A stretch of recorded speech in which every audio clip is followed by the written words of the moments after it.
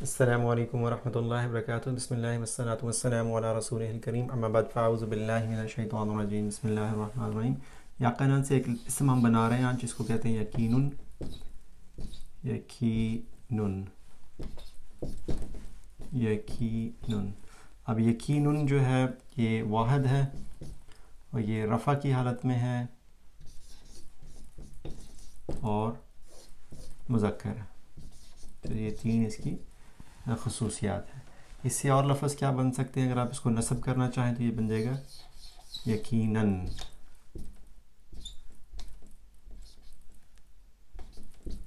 یقیناً. اور اگر اس کو آپ نے حالت جر میں لانا ہوگا تو یقیناً بن جائے گا یقیناً. ٹھیک ہے. تو کوئی لفظ جار میں کیوں جاتا ہے؟ یا تو وہ اس وجہ سے حالت جار میں جائے گا جب اس سے پہلے کوئی مضاف لگ جائے گا تو یہ پھر مضاف الیہ بن جائے گا، اس وجہ سے یہ جار میں چلا جائے گا یقیناً. اسی طرح سے اگر اس سے پہلے کوئی حرف جار لگے گا تب بھی یہ جار میں چلا جائے گا.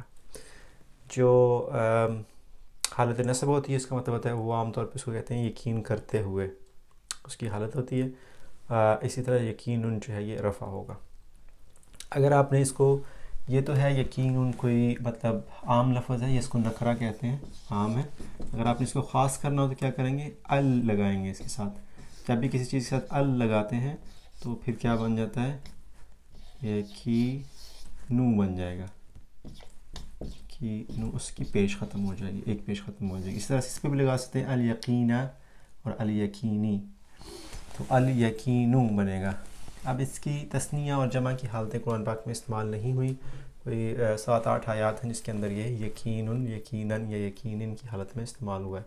اگر اس سے پہلے بال یقین لگا دیں گے تو پھر کیا بنے گا؟ یعنی یہ اگر آپ اس کے پہلے بے لگانا چاہیں تو بی جب لگائیں گے تو یہ پھر حالت جر میں چل جائے گا بال یقینی. بال یقین، یقین کے ساتھ. ٹھیک ہو گیا. تو اگلے سبق میں انشاءاللہ تعالی ہم دیکھیں گے جہاں جہاں پہ یقیناً سے بننے والے الفاظ استعمال ہوئے ہیں. اس کے علاوہ ہمارے کچھ یقیناً سے ملتے جلتے کچھ 2-3 چیزیں رہ گئی ہیں. ایک تو رہ گیا ہے موقنون. موقنون، موقنون کہاں سے آیا ہے؟ یقیناً اسم ہے اور موقنون جو ہے یقین رکھنے والا ہے. موقنون یہ کیسے بنا تھا لفظ؟ یہ بنا ہے یؤمنون سے.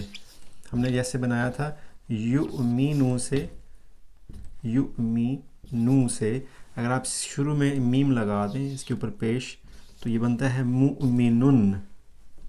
مؤمنن. تو یؤمنو سے مؤمنن. اسی طرح سے یؤمنو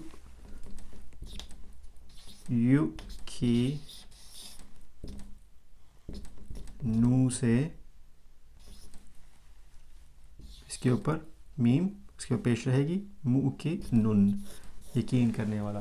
اور موقنانی، موقنون. اسی طرح سے موقنن اور موقنن اس کی حالتیں نصب اور جار آ جائیں گی. اس کی تثنیہ اور جمع آپ اسی طرح سے بنا سکتے ہیں جسی طرح سے ہم نے مسلم چارٹ بنایا تھا. ایک لفظ ہم نے پڑھا تھا استیقنا، اور استیقنا سے یستیقنو. اب یستیقنو کے شروع میں اس کو بھی دیکھ لیں، جیسے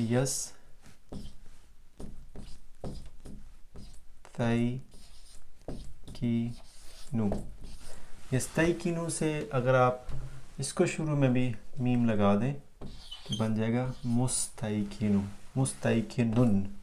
تو یہ ہوگا ایسا آدمی جو یقین کرنا چاہتا ہو، اس کو ہم مستیقنن کہیں گے. اور مستیقنن سے اب حالت رفع ہے، مستیقنن اور مستیقنن. اور اس سے اب تثنیہ بنانا چاہیں تو بن جائے گا مستیقنانی، مستیقنون.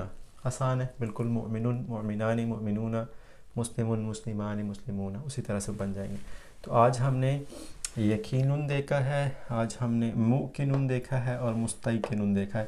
میرا خیال ہے اگلا جو سبق ہے اس کے اندر ہم تینوں یہ جو یقیناً سے، موقنون سے اور مستیقنون سے بننے والے الفاظ جہاں پہ قرآن پاک میں استعمال ہوئے انشاءاللہ تعالی وہ آیات کو ہم دیکھ لیں گے.